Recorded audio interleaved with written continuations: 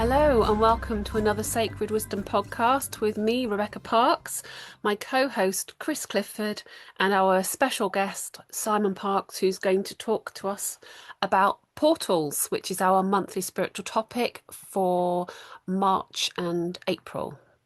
So Chris, over to Chris. Okay, hello everyone.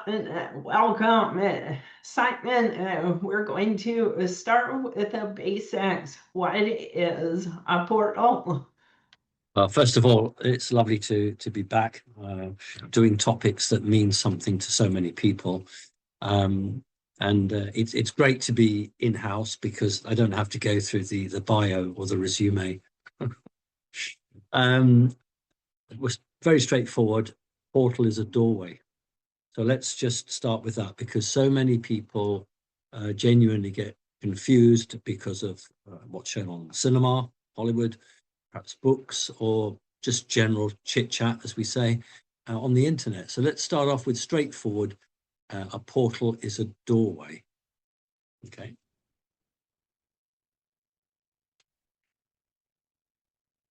Becky, you're on mute. Sorry. Okay, so what's the difference between a portal and a gate? Because that's the next question. And if a portal is a doorway, where to? What's the difference between a portal and a physical doorway? Not a lot, because a portal takes you from one location to another. So in the physical world, it takes you from one room to another, or it can take you to another time and another place. A gateway,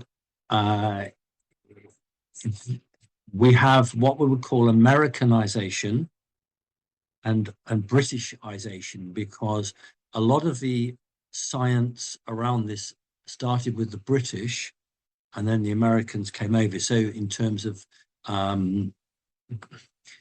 dominating the topic, having the resources, having the technology. So often we have a word which is transposable between a wide range of same realities. If we have a gate, we're moving towards the term a gatekeeper, although a portal can be guarded. So sometimes the American military will use the word a gate, meaning something that is open at some times and closed on another. The inference there is a portal is open all the time. That's not actually accurate. A portal can be closed. So we're going to, during this topic here, we're going to have a lot of words which are different but actually mean the same thing. Okay.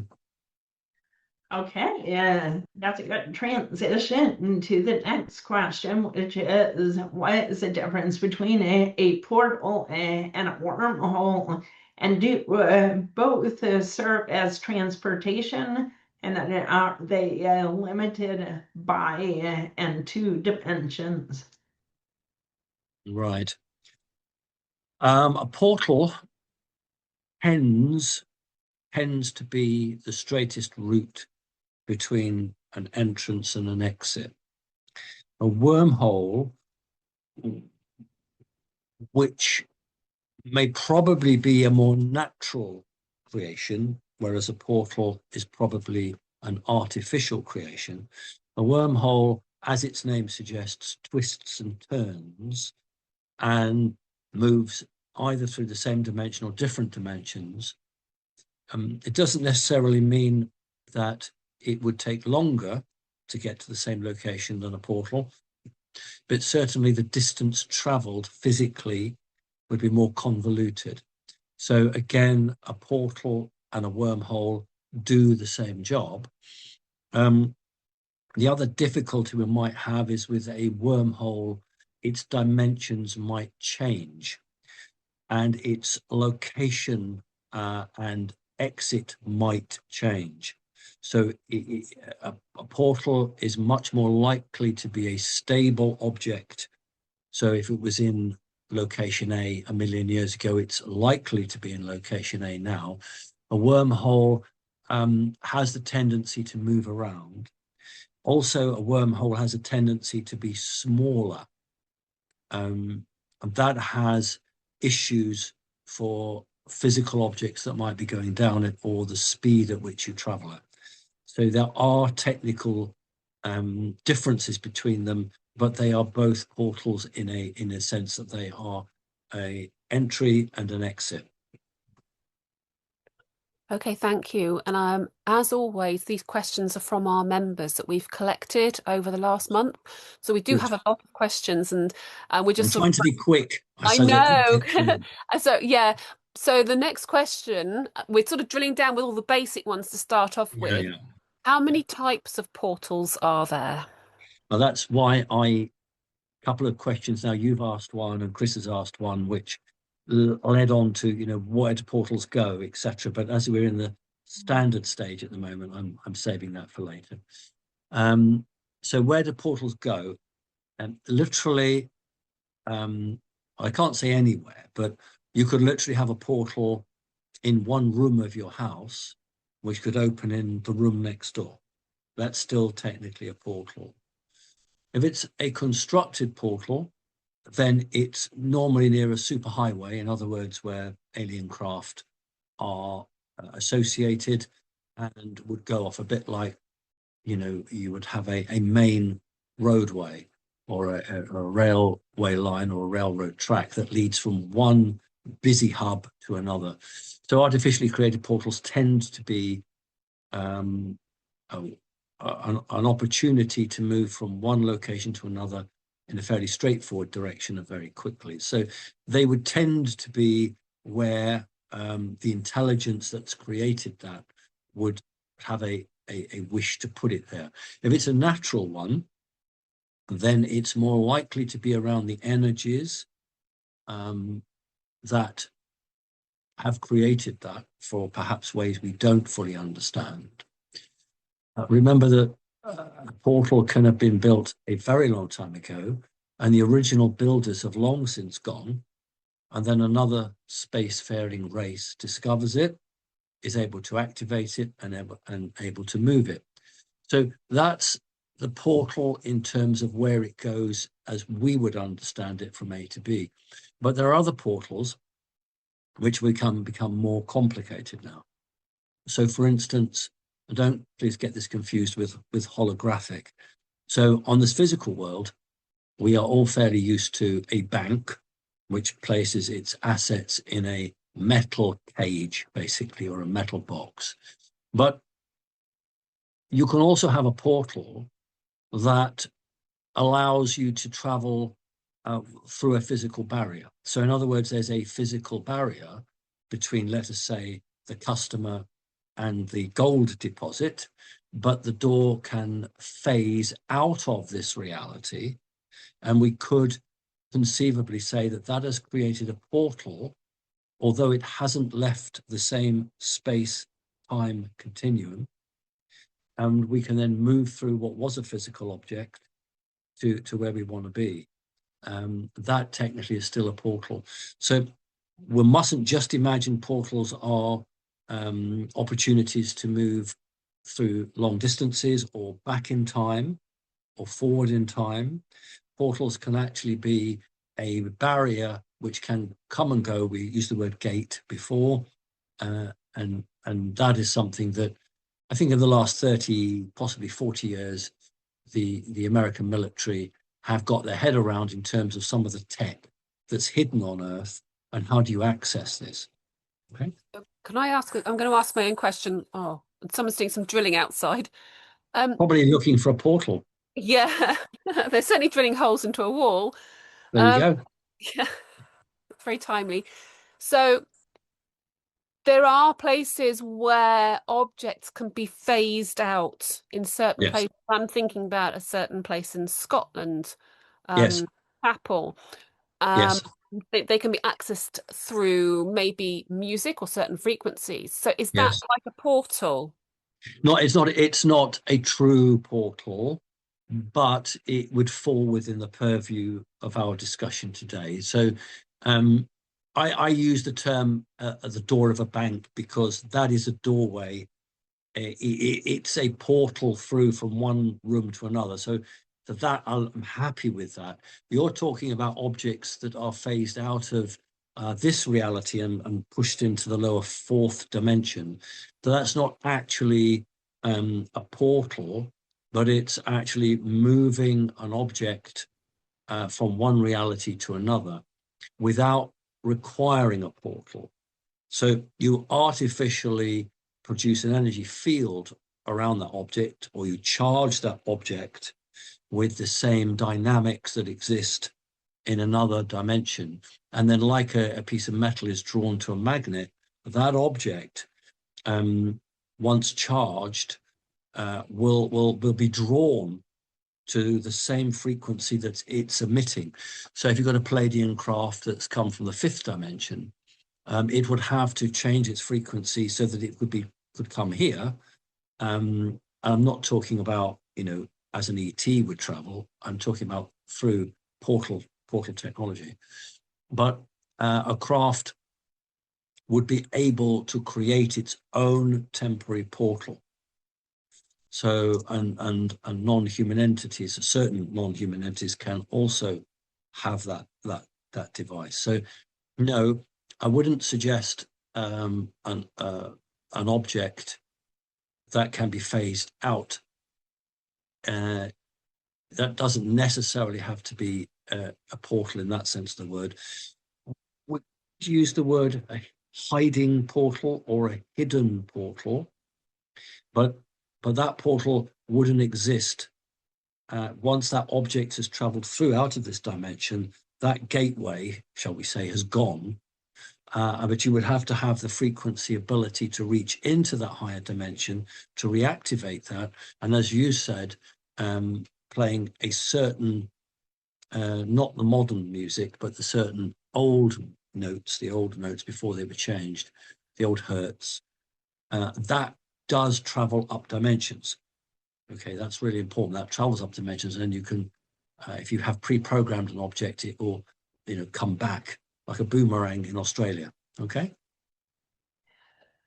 Okay, yeah, thank you. So this question's about dimensions too. So what differences exist between same dimension transportation portals, like in space and time, and portals between dimensional realities? Right. So on the argument there, we've got an individual, shall we just say, who's not replicated isn't the right word, but there are 3 or 4, same living environments layered on, hidden, whether it's all stacked up like a tower block or it doesn't really matter. This is less of a portal and much more of a living connection between the individual and a number of realities which exist in their own right.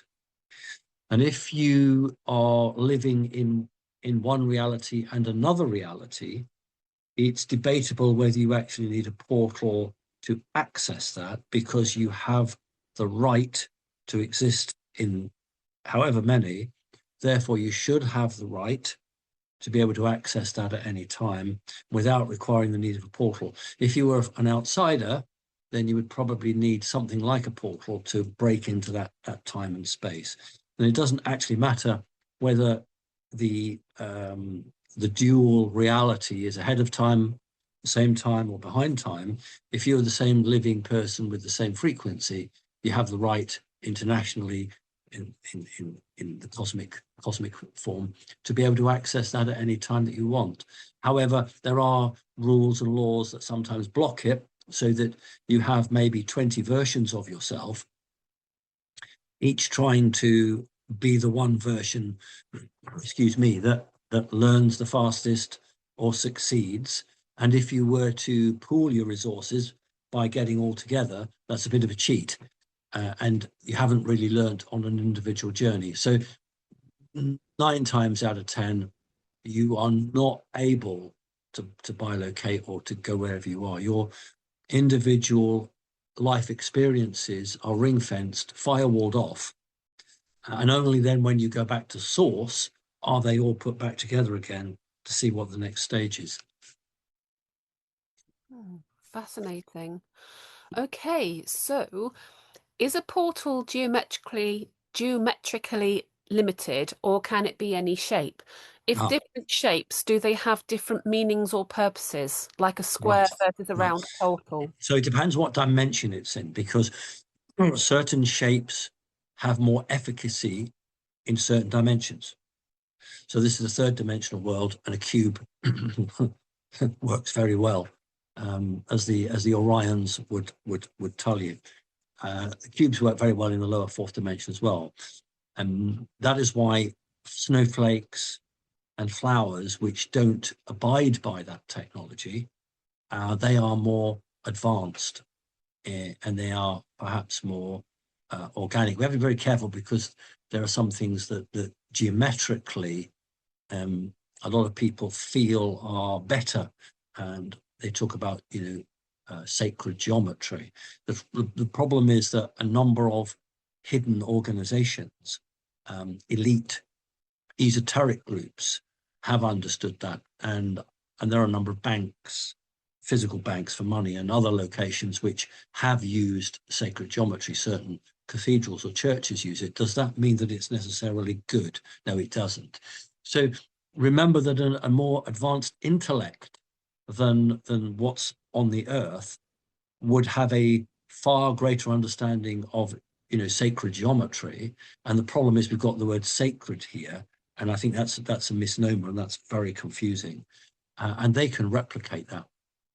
And so if you are in a reality that has a certain frequency, then all of the structures in it will obey that type. If you are going to house an object that is not from your reality, then you have to choose a shape that resonates with the object you're housing, hence the Great Pyramid.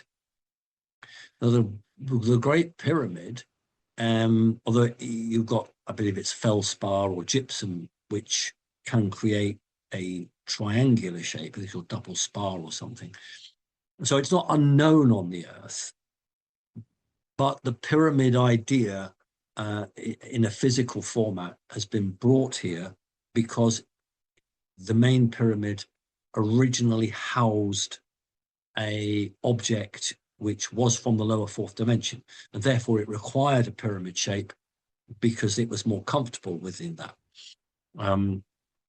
And it tended to have an effect upon the third dimensional energies which no other object would have. So, for instance, I have talked about this about 7 years ago,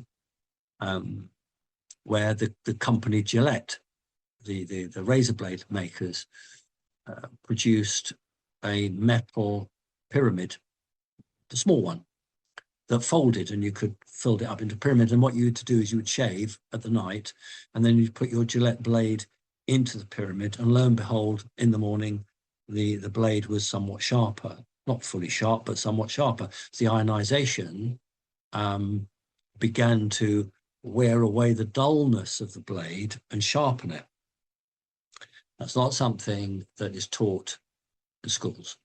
However, Mr. Gillette or whoever was running the company realized that people weren't buying razor blades because they were self-sharpening. So that idea had to stop. A bit like selling a motor car that was self-healing.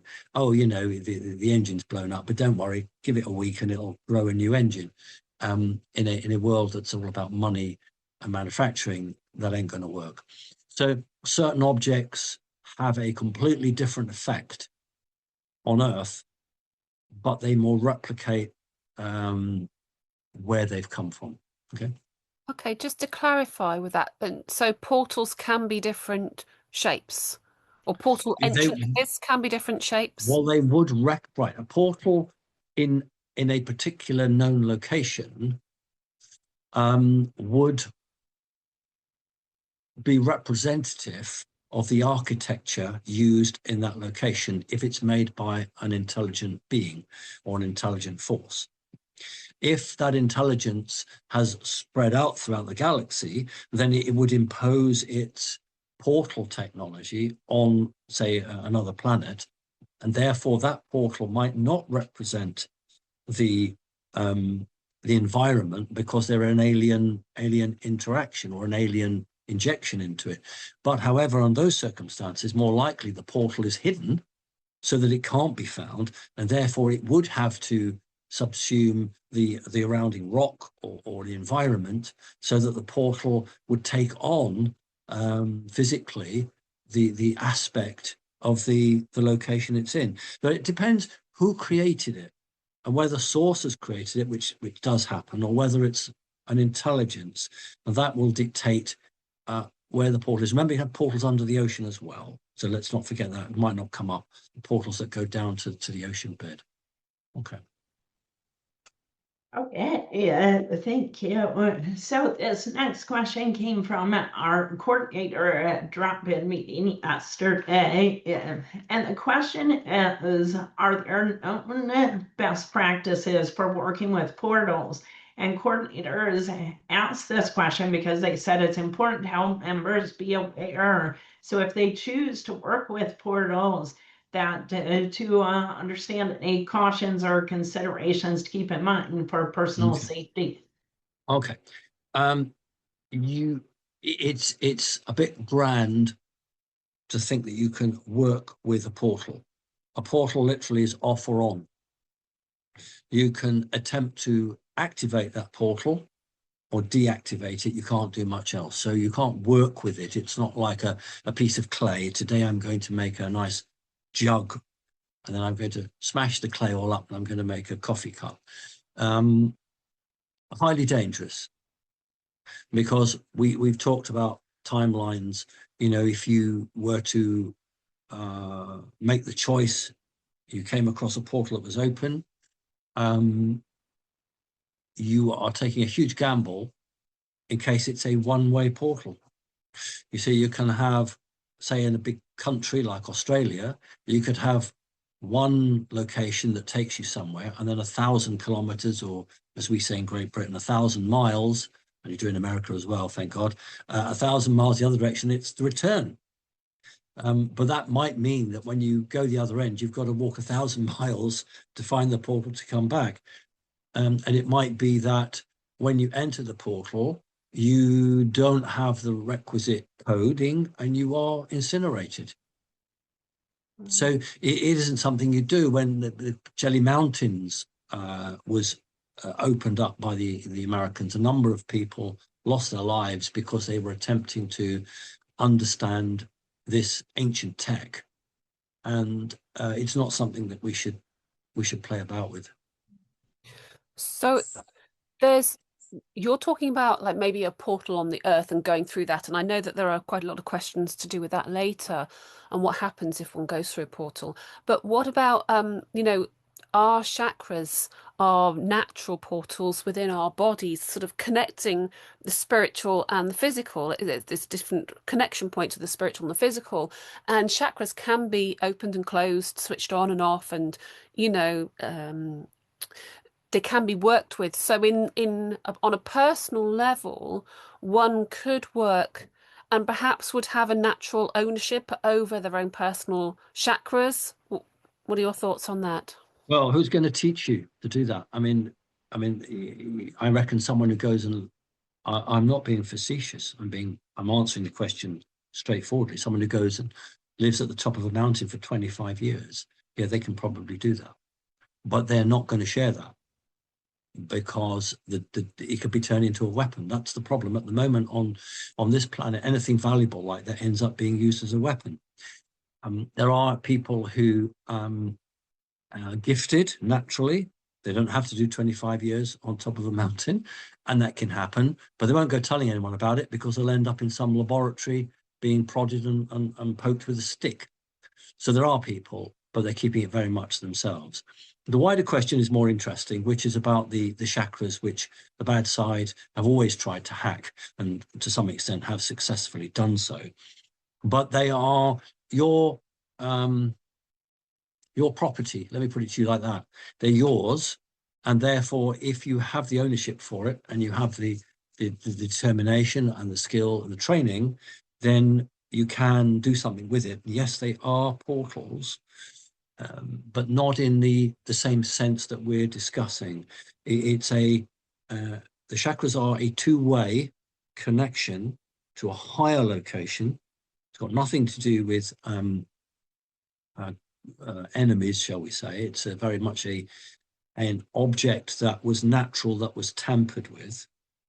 And if you are able to keep the bad guys out, then you would have quite a considerable say over how you developed.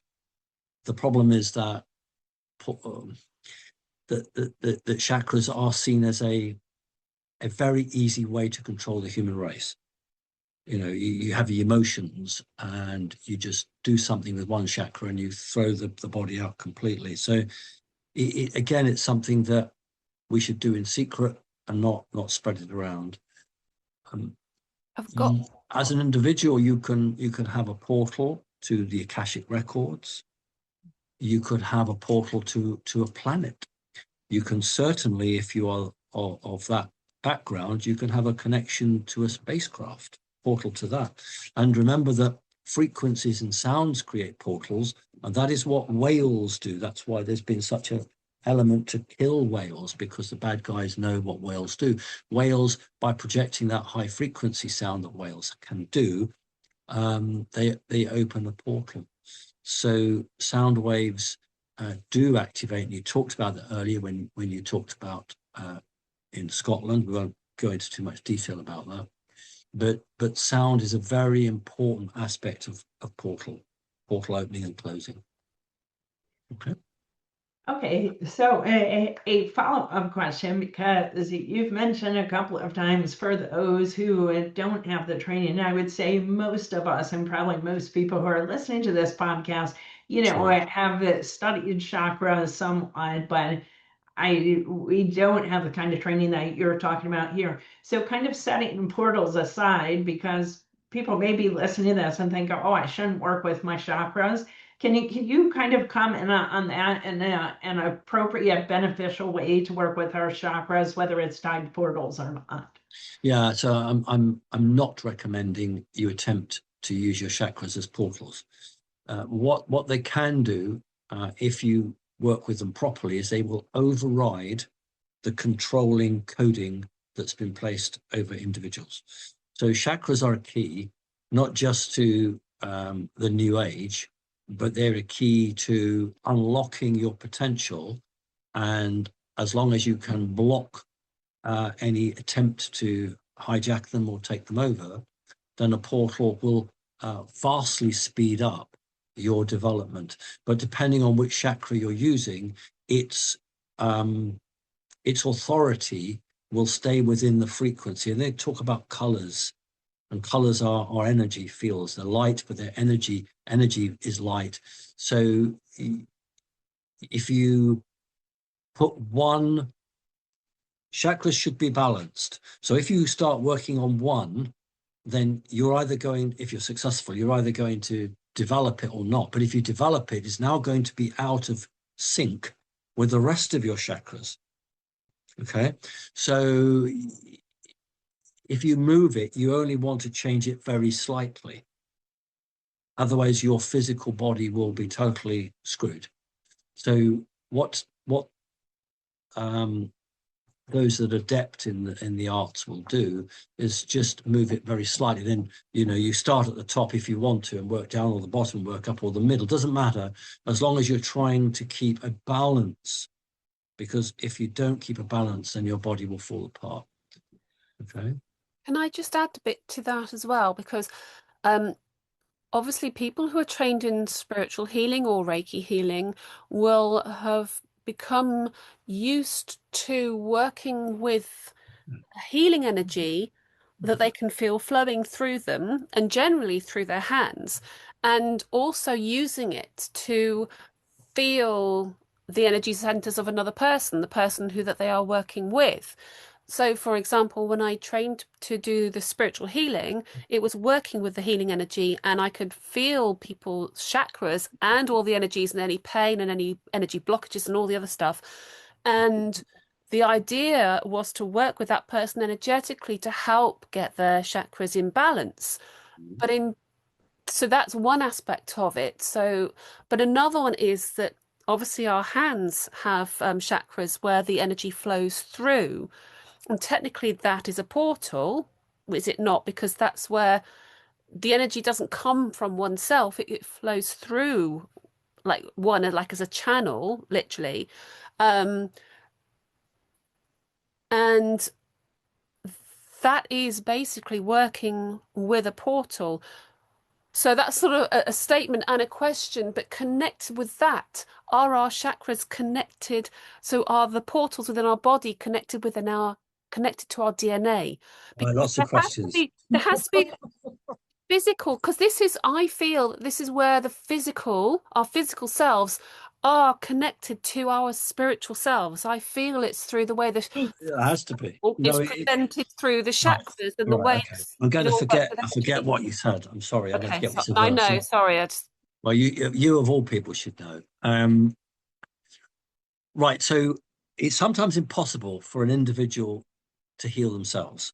And you generally take someone from outside. And you quite rightly said you place your hand a certain distance over a person if you have the gift, and you certainly do, Becky. If you have the gift, then what you're doing is you are detecting where the issues are, and then you are using like a conjugated phase array, which means that you are bending the beams of energy into a slightly different way and putting an intention on it of good. So it's a bit like a laser beam. So you are bending energy or moving energy, and its intent, what that's about. So it actually carries your intent. So that phased energy, which is generally tends to be pulse, would carry your healing thoughts, and that would happen. So where you have documented where you have repaired broken bones yourself with that facility, that is because the intent that you said along that energy field reached the broken bone on both sides and caused it to knit together and grow. Okay, so hands are portals. What some alien races do is they have certainly have the reptilians do, and so do the mantids. I don't know about others, possibly the greys. I'm not sure if the little ones have, but I guess the taller ones do. They have a chip always in the left shoulder, which allows them to communicate with humans. So if a human who's obviously chosen by them in the sense that they didn't just turn up, in the cornfield one day and take someone and their dog, if this is an ongoing relationship, then if the person puts their hand on the left shoulder of the alien, and it's a hand, hence you can see the connection now when you talk about hand, then if that alien was to touch a sentient AI computer, such as an alien spacecraft, then the human will receive all that information through the chip in the left shoulder of the alien, through their left hand. Sometimes it's the right hand, it depends. And so you are correct that you could describe a portal as the hand, but it's not technically so, but it generates a portal. So the hand in itself isn't the portal, but it is understood that it can create a change in the dimension of the reality that it's in to make a portal. But it wouldn't be you couldn't stand and point it 10 feet away. It wouldn't work. It would only work within a short space like that. What were the other questions that you pushed in with all that? Well, it was okay. So it was more to do again with chakras in our Right, body, our spiritual body, and the connection between that and the DNA. So right. I was trying to really look at the interface points of our physical and non-physical self, our physical and spiritual self, because we're a blend of physical and spiritual, aren't we? We can exist in different dimensions at the same What's the time. what's the question, please? So do are chakras the portals and the connection between our physical and spiritual self? Yes, that's the simple answer. Yes. Um, but that would be a very rude answer. With such a long question, you would want a longer answer. So basically, if you have a body and then you have a soul, could be soul A, soul B, doesn't matter what it is, then that body should be prepared for and in line with the frequency of the soul that's in it. That doesn't mean at the moment of birth you are, something a bit special, because it's all shut down. And often things only activate when the time is right. You can have a whole argument about when is the time right. But basically, then there are a ton of people on this earth who really ought to be in this position, but their brain is in charge. They've allowed their brain to run their world. They don't listen to the spiritual side at all. And as a result of that, the chakras are simply chemical glands working in a 3D world and doing that. Whereas if you bypass the brain and you deal directly with these very poorly understood objects, I'm not going to call them glands, objects, then you are able to do things with them that others can't. You either believe or you don't believe. Okay, does that cover the range, or was there something else you snuck in there? Kind of. I also just snuck in the DNA connection. Right, well, that comes in the same. It would be absolutely madness, I mean that, to put soul A into a body that's B, because the DNA didn't match the frequency of the soul going into it. So we've talked about this before. If you have a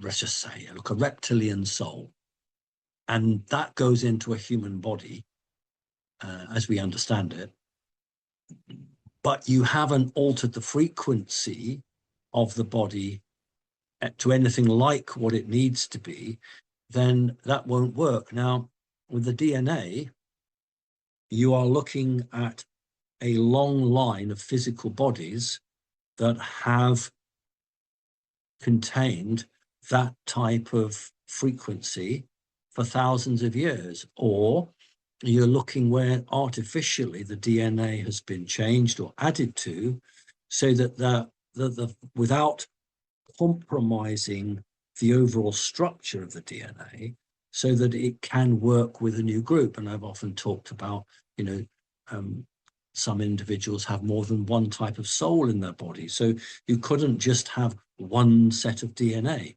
If you've got a Palladian and, I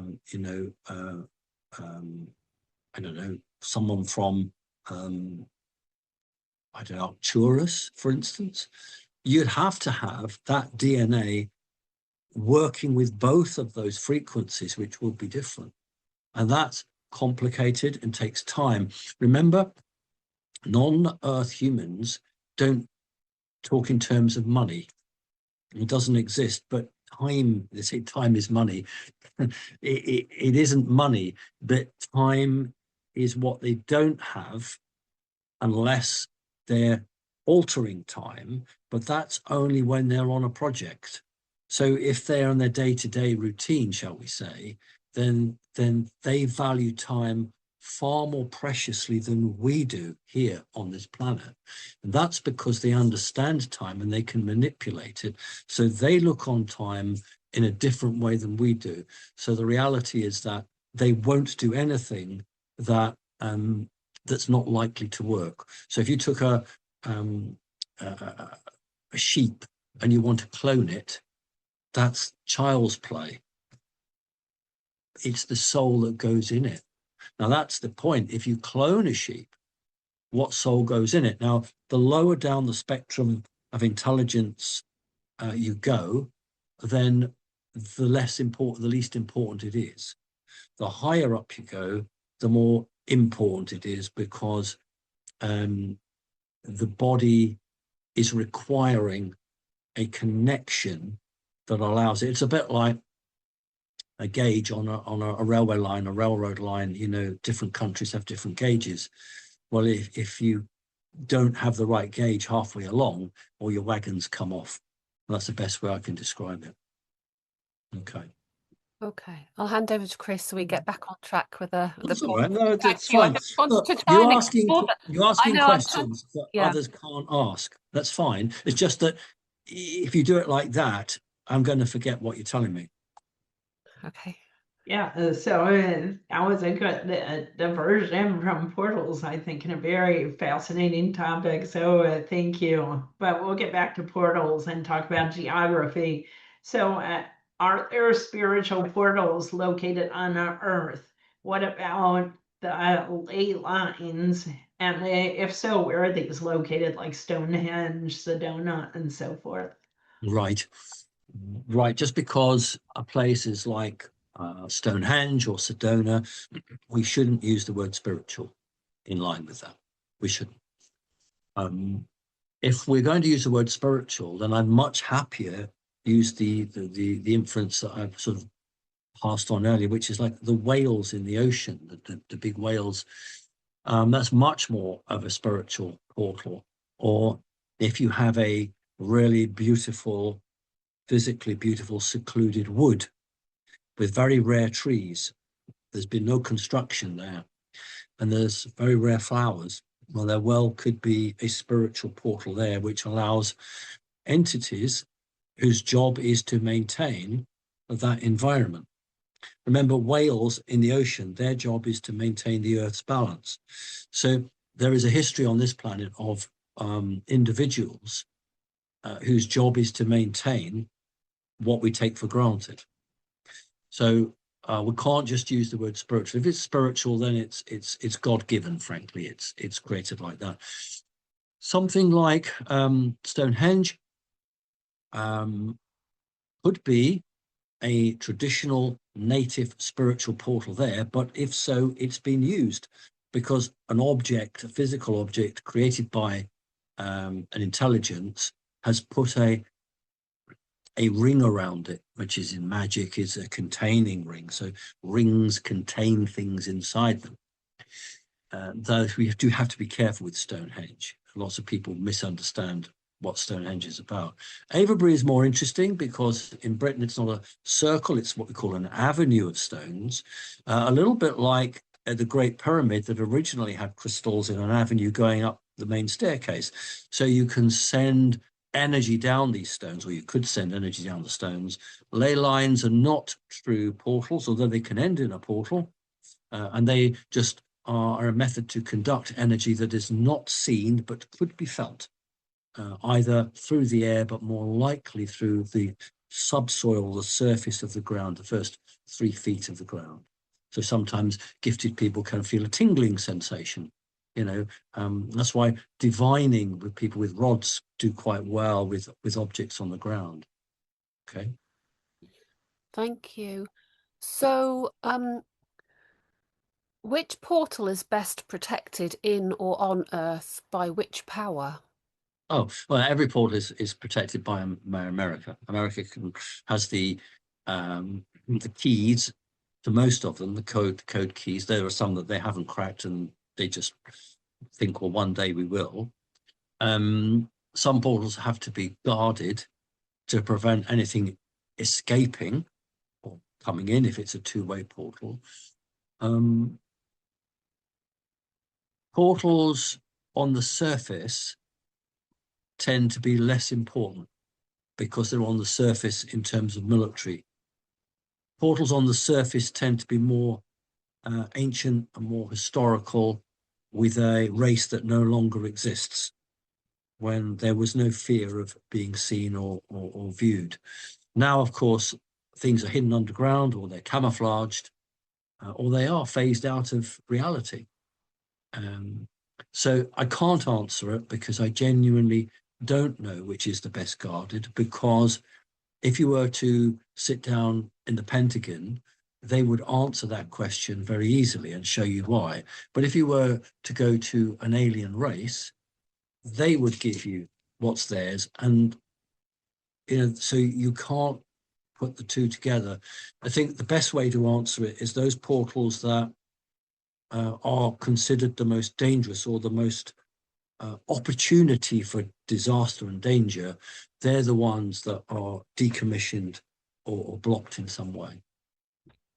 Do wars happen over portals, like fighting for access to them? Not as much as people would like to think. I mean, the Iraq War certainly had a portal as part of its treasure trove.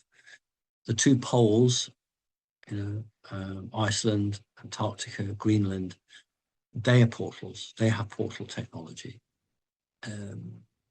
But there are some portals which don't have wars over it because nobody actually wants to take ownership of it, because what you do with them, they're too damn dangerous. If you run a building, a big office building, you have thousands of pounds or dollars or euros in upkeep of that building. So that is why President Trump wants to take control of certain countries, because he wants the upkeep of whatever is there, because he knows that America won't stop, it won't give up, it won't change its mind, it won't get bored or tired. So sometimes some things just need to be guarded with no return from an Earth perspective on it. Okay. Okay, thank you. So what about the sun and the stars? Are they portals? Yeah, the sun is a portal, but you have to have very advanced technology to be able to enter it. Stars have the potential for to be a portal. All stars do, because it's not taught in university, of course. Why would it be? But the relationship between a group of planets in a solar system, in a small grouping with its twin stars, there's always a black sun to the ordinary sun. Its relationship is really important. It's symbiotic relationship. One doesn't evolve without the other. So almost sort of a living consciousness in that group. You see, here on the third dimension, and we're still in the third, unfortunately, portals that are physical are trying to replicate a portal. So in other words, the physical world that we live in would attempt, to the best of its knowledge, I'm using my words carefully because it doesn't think, but to the best of its ability, it tries to create a portal.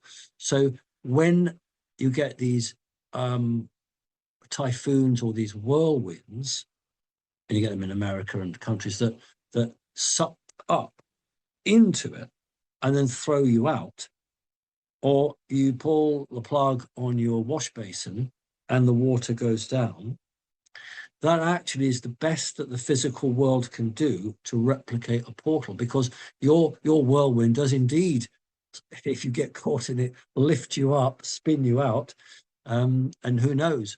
You see, we always think of, Alice in Wonderland going into portal, and of course Dorothy in Kansas. So there was the whirlwind there, and the connection that the elite have always understood between the physical world of a portal.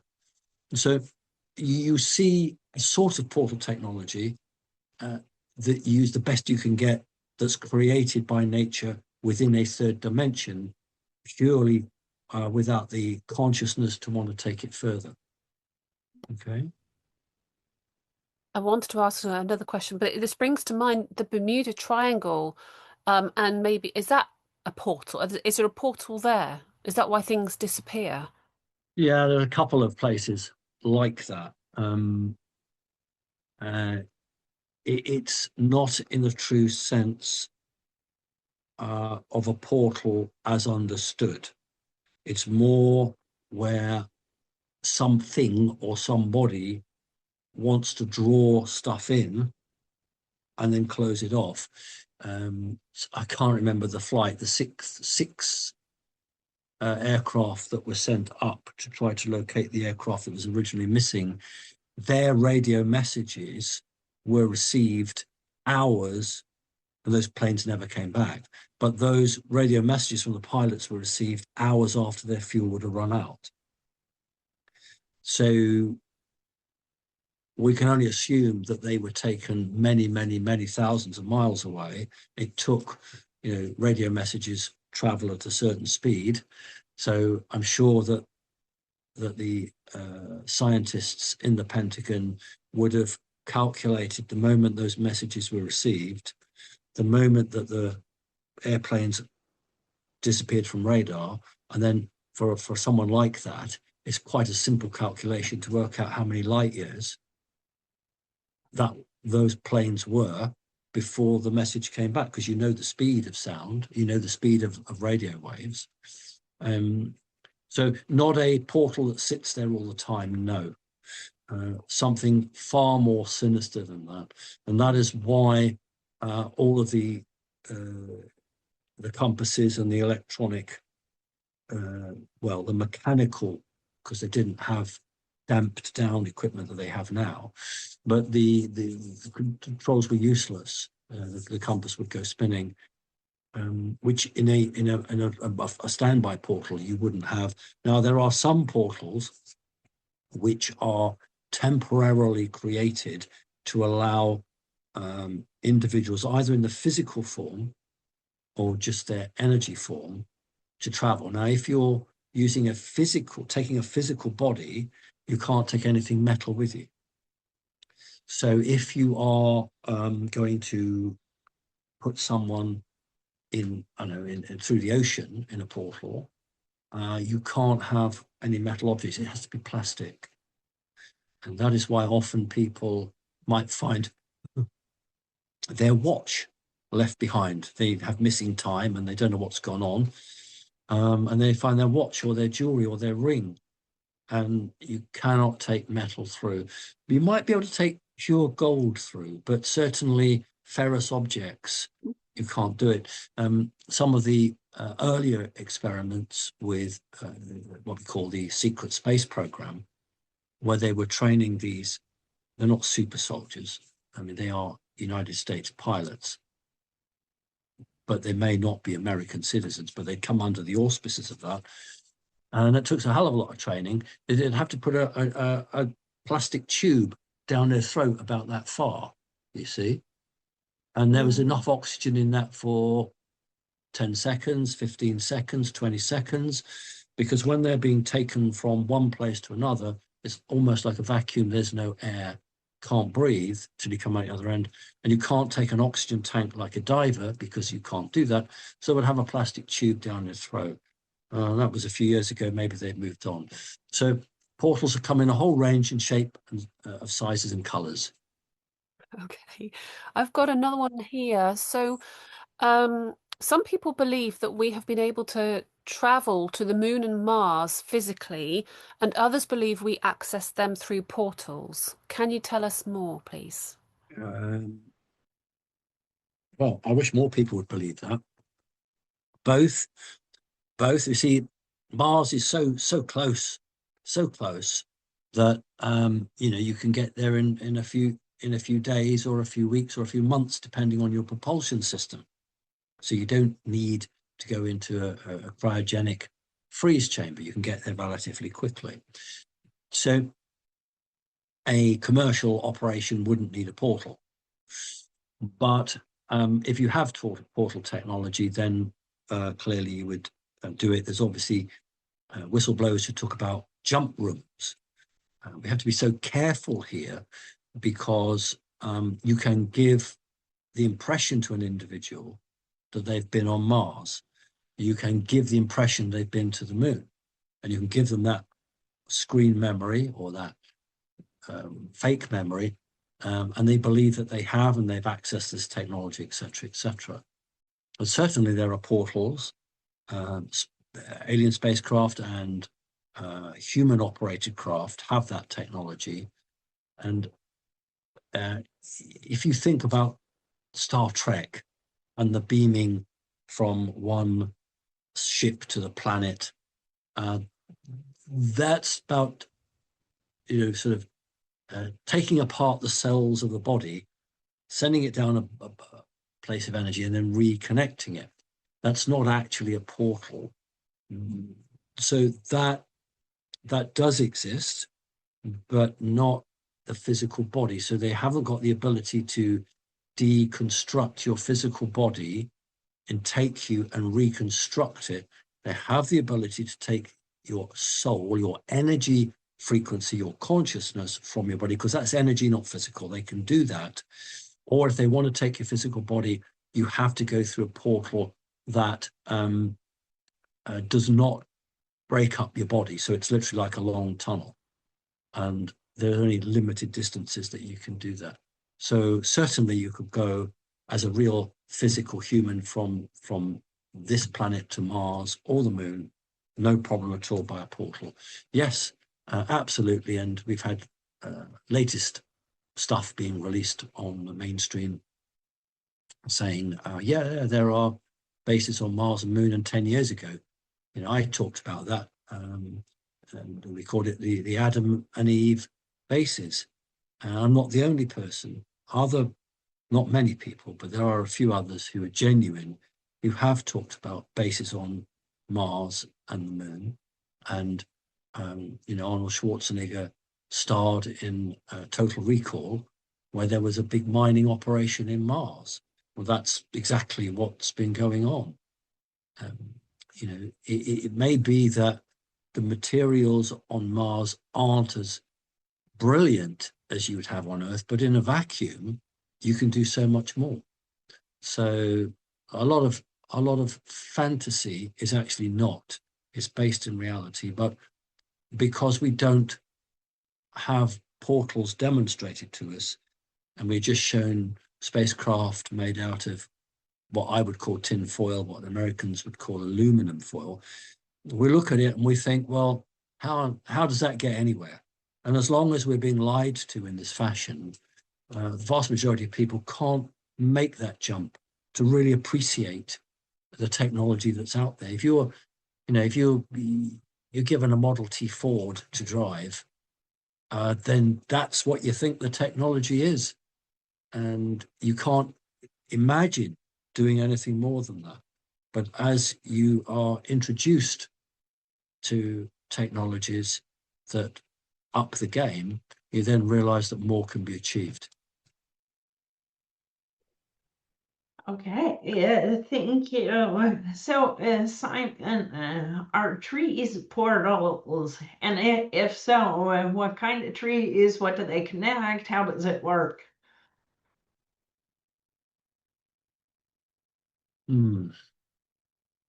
Probably the hardest question so far.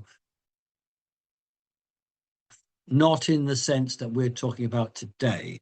However, trees have, as nearly everything does, has a consciousness, and anything that puts out tentacles, and trees put out roots, they can not just do what the scientists tell you, which is draw up water, they can communicate. So one tree could send out a message which 100 miles away, another tree would be able to pick up and identify, not a language, but that. So is that a portal? No, it's not a portal in the true sense of the word. It's using the medium of the reality that's in, so a third dimensional rock or a third dimensional earth, and it is sending a stream of energy which can pass through that and is only gradually deteriorated. So if you were to fire a bullet through the Grand Canyon, it wouldn't get very far. But if you had the right frequency, it would pass through the rock. I mean, X-rays, for instance, will pass through some lead and certainly through other objects. So the science is there, which says that the type of frequency can pass through solid objects. Well, as I said earlier, if you have a frequency, all you have to do is to use that as a carrier, and then you put the message on top of that. It's how that you connect that so the message doesn't get lost or scrambled. And hey, isn't that what they do with cable television?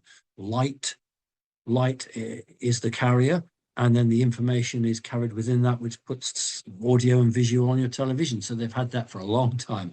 So yeah, trees can communicate with each other, but not in the true sense of the portal that we're discussing today. Okay, thank you. Right, changing tack a little bit. When a grey alien enters someone's room at night and abducts them to take them Yeah, back to a spaceship or an underground base, what yeah, technology is used? right.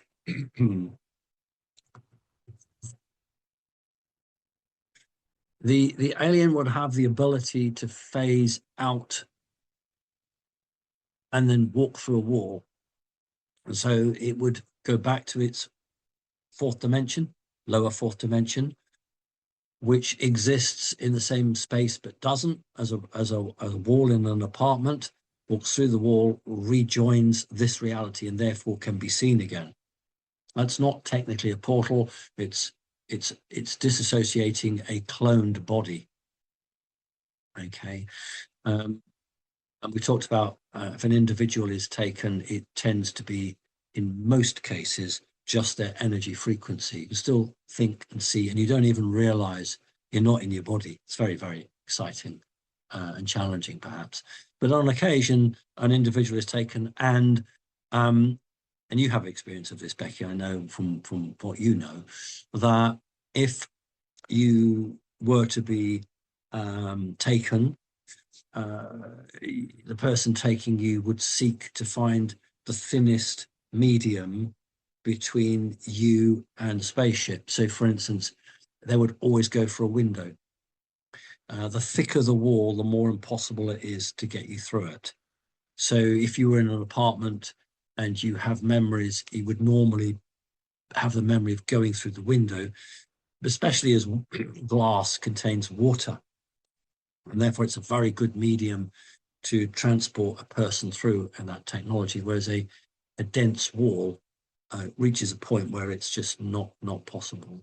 That's why a lot of the underground bases, which are built by humans to prevent negative ETs accessing, are built of very dense materials. Porcelain or yeah, porcelain is something that they use with that. So they've learned that ETs aren't infallible, and they have a limit to their power here on this reality. Okay, thank you. So you mentioned there is a technology in the North and South Pole, but the question is, are these actual portals and gateways to the Earth's interior, and what about hollow Earth? Yes, they are to the interior. One of them is a portal outside of the Earth. In other words, it'll take you outside. But the two entrances are indeed portals to use the word inner Earth. I'm quite happy with that. But within that location, there is another portal which is held. It's an artificial, held in a false reality, which will take you somewhere else. And the advantage of that one, and why people are so interested, is because it's big. It's very big. The ones that the humans have back engineered or been gifted are relatively small. We talked about the United States Eldridge. That was a ship, and that wasn't truly a portal. It was turned into a portal with the magnetic field produced around it, and with disastrous consequences. So military is always after a portal big enough to take an aircraft carrier through, which exist, but most portals are quite small. When the Hadron Collider opened a portal into the lower fourth dimension, it only managed to open it around about 1 millimeter in diameter.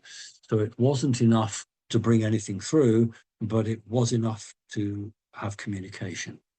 So even the mainstream have accepted that a 1 millimeter diameter portal was opened between the Hadron Collider here on Earth and what they call the fourth dimension. It was actually the lower fourth dimension. It didn't do them any good because they wanted a much larger portal. Okay.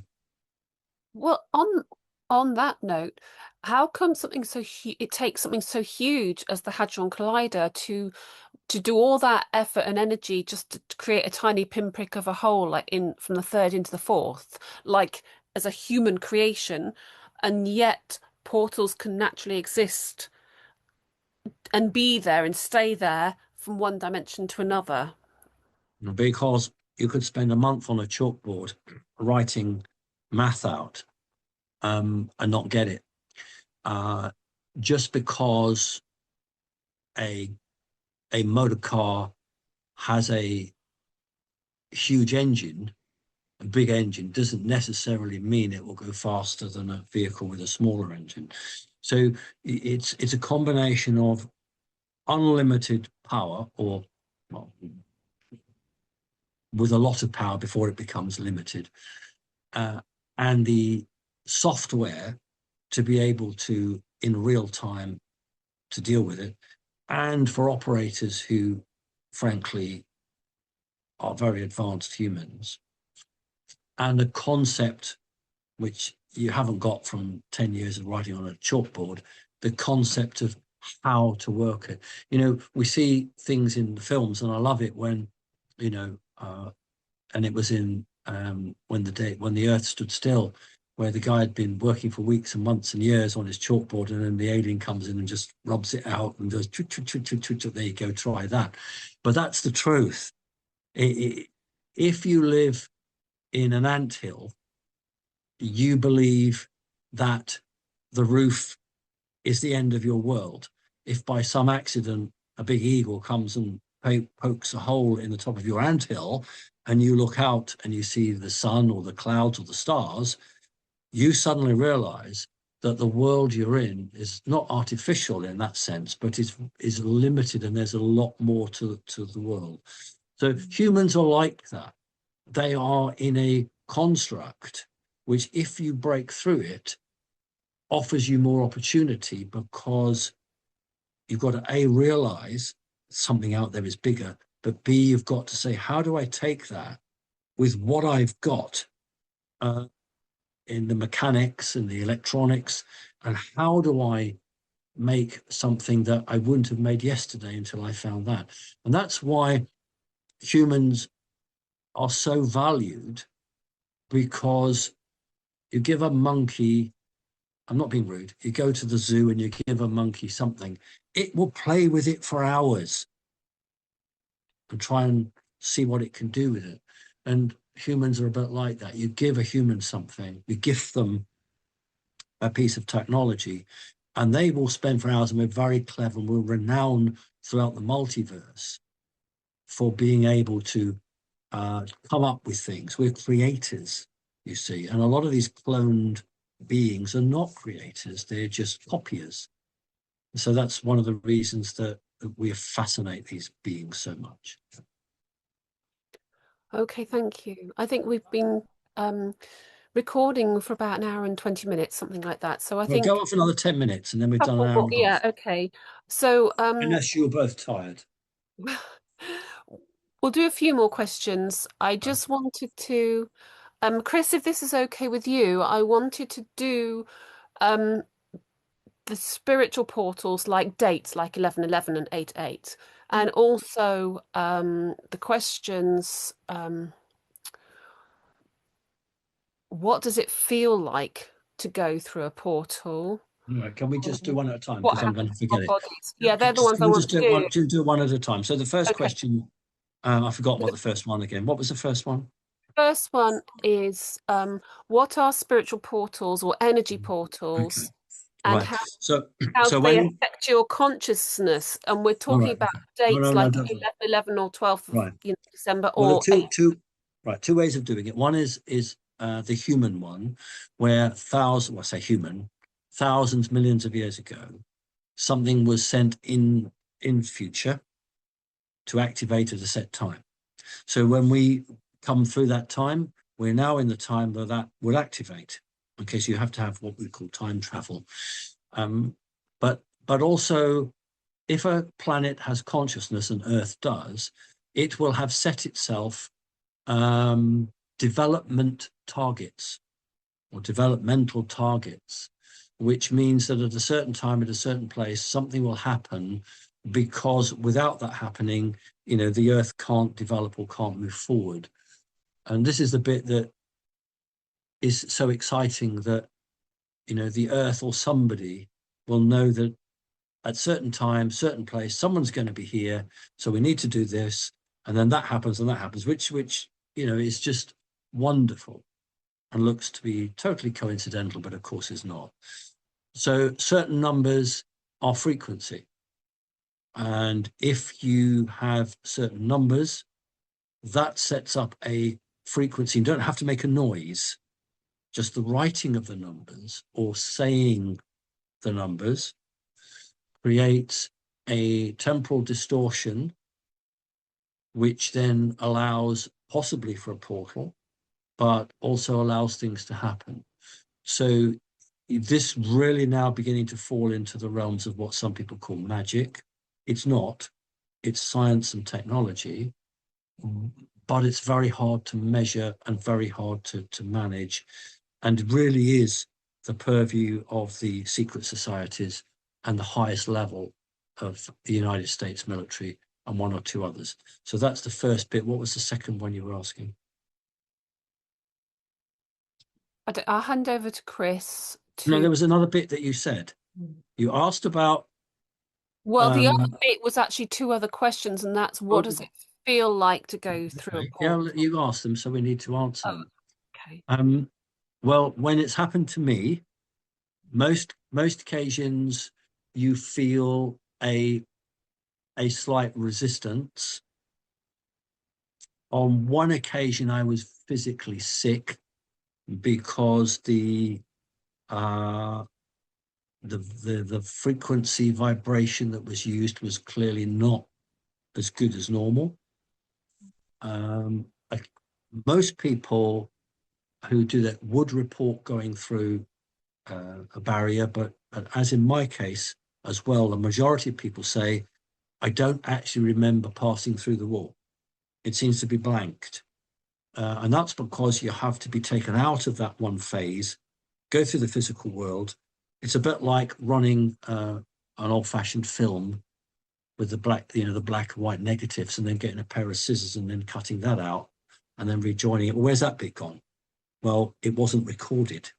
It wasn't recorded. So often a lot of people will say, don't remember going through the wall in the apartment or the house, or going through the wall in the spaceship. I'll probably remember only about 3 or 4 times. And on those occasions, it's just like, I can't say it's like water, it's much less than that. And it's very quickly over, but it's definitely a feel of resistance. And on one occasion, they got the frequency wrong and I was not very well. So that answers that one. You had one more question on that. What I'll hand over to Chris to okay, all right. Final question. Go on then. Okay, so some people have shared stories of seeing doorways, and there's another question where someone wrote they've seen a star that's come down real close and then gone back and come down close again and disappeared. Are these portals? Right, the doorway is. It's an absolutely artificially created portal to play to the mind of the person seeing it. If I was an Eskimo, you wouldn't show me a door that you get in America. You'd show me a circle. So you would show the target, the object, the target of your interaction, something that they would recognize as a doorway. Well, that's an artificial one, and that is that sometimes source can interact, and again, it's trying to show you something that you recognize to give you the choice. It's a doorway. Do I go through it or do I not go through it? So on that strength alone, we couldn't tell who was behind it. It could be source, it could be an alien. That was that. What was the other question? You just asked about two. So someone who saw a star that appeared and disappeared and came close and went down. Okay, no, that's not a portal. That's a spacecraft.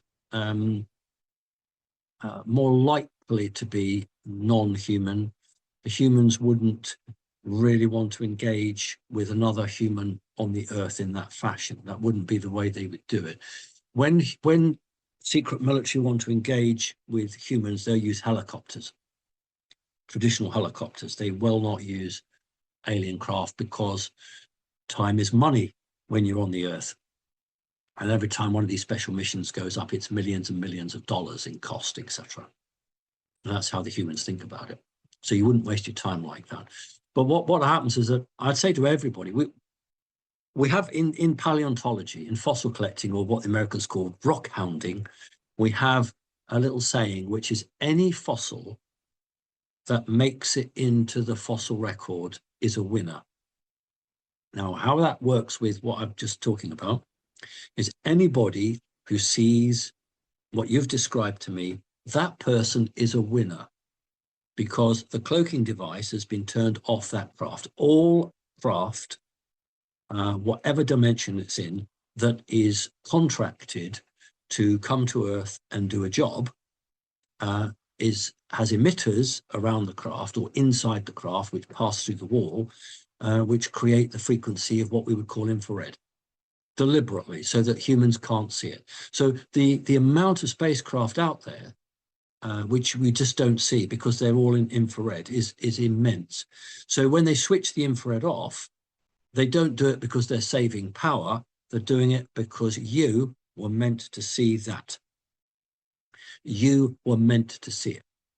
Why were you meant to see it? Because they are already in tune with your consciousness. They are reading your minds. And so what will happen is they will switch off the infrared. You'll see the spacecraft. But then what they'll do is they'll power it. Now, most spacecraft, although the power emitters in the primitive ones are very obvious standalone units, the more advanced craft use the actual shell of the craft, the actual metal of the craft, as the motivator, the mover of that craft. So they glow. And depending on the amount of energy you put into it, it can either just glow faintly or it can become like a bright star, literally. So anything that moves forwards and backwards is playing with you, and it wants you to see it, and it wants you to start asking yourself, what have I seen? What does that mean? And it's their way of engaging with you for who knows what. But the individual should know. The individual should know. If the individual doesn't know, they haven't yet reached a point where, you know, they've worked it out yet. So no, it's not a portal. That's a spacecraft.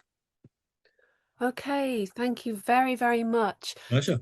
We've covered a wide range of different questions on portals, and I do hope that our viewers enjoy this podcast, and it'll probably generate a whole load more questions. So, forgive me, you've got 2 months on this, haven't we? And what I love about it is that it's the members' questions. You know, we could get a whole bank of experts who could put questions, and I'm sure they would be as good or better or as good as, but there's something about a person who's had a question in their mind and they've never been able to find the answers. Well, what does Simon think? You know, what does he say? And to actually get that answered, it values people. It shows that we actually care about what they want, and we try to do what they want, shall we say. And it's a way of engaging with our membership. So I've always enjoyed it. And when I do radio shows, I don't like to be interviewed by, except Kerry Cassidy. She's different. she's great. I don't like to be interviewed by people who give me all their questions that they've got, because, you know, if you have an audience, then ask them what do they want. And so I much prefer it when I get interviewed by other people, that they have a percentage, shall we say, of questions that have been put on the chat or have written in. And to me, you know, that's engaging with your audience. And that's what I hope that we try to do here. So yeah, I hope people love it. I hope they enjoy it. I hope it really gets them to go away and remember some of the things I've said will be absolutely at odds with what people perhaps have heard on YouTube or someone else has said. And so, just ask yourself which seems right to you. So that's my take on it. And so that's really where I come from. Thank you. Thank you.